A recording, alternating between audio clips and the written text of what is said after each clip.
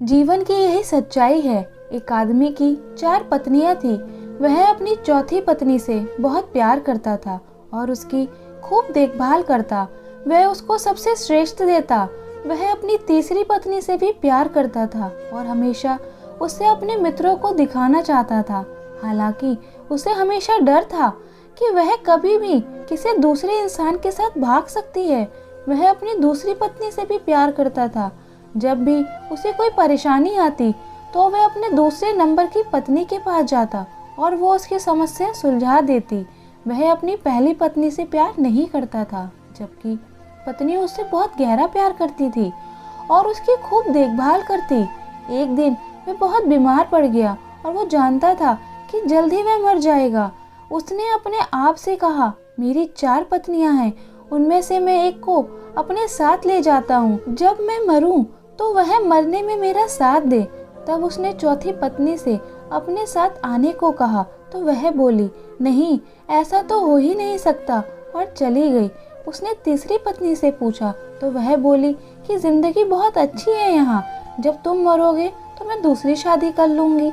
उसने दूसरी पत्नी से कहा तो वह बोली, माफ़ कर दो, इस बार मैं तुम्हारी कोई मदद नहीं कर सकती। ज़्यादा से ज़्यादा मैं तुम्हारे दफनाने तक तुम्हारे साथ रह सकती हूँ। अब तक उसका दिल बैठ सा गया और ठंडा पड़ गया। तब एक आवाज़ आई, मैं तुम्हारे साथ चलने को तैयार हूँ, तुम जहाँ जाओगे मैं तुम्हारे साथ चलूँगी। उस आदमी ने जब देखा तो वह उसकी पहली पत्नी थी। वह बहुत बीमार सी हो गई थी। खाने पीने के अभाव में वह आदमी पश्चाताप के आंसू के साथ बोला, मुझे तुम्हारी अच्छी देखभाल करनी चाहिए थी और मैं कर सकता था। दरअसल हम सबकी 4 पत्नियां हैं जीवन में। चौथी पत्नी हमारा शरीर है। हम चाहे जितना सजा लें, संवार लें, पर जब हम मरेंगे तो ये हमारा साथ छोड़ देगा। तीसरी पत्नी है हमारी जमा पूंजी, रुतबा। जब हम मरेंगे तो ये दूसरों के पास चली जाएगी।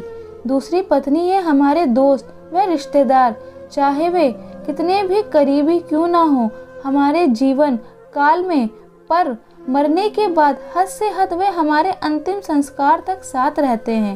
पहली पत्नी हमारी आत्मा है, जो सांसारिक मोह माया में हमेशा उपेक्षित रहती है। यही वह चीज़ है जो हमारे साथ रहती है। जहाँ भी हम जाएं, कुछ देना है तो इसे दो, देखभाल करनी है तो इसकी करो, प्यार करना है तो इससे करो। मिली थी जिंदगी किसी के काम आने के लिए, पर वक्त बीत रहा है कागज के टुकड़े कमाने के लिए। क्या करोगे इतना पैसा कमाकर? न कफन में जेब है, न कब्र में अलमारी, और ये मौत के फरिश्ते तो रिश्वत भी नहीं लेते। आशा करती हूँ ये कहानी आपको पसंद आई होगी। कहानी पसंद आई हो तो लाइक, सब्सक्राइब और शेयर करें। इस कहानी में आपकी क्या राय है, कमेंट करके ज़रूर बताएं। कहानी को पूरा सुनने के लिए बहुत बहुत धन्यवाद आपका।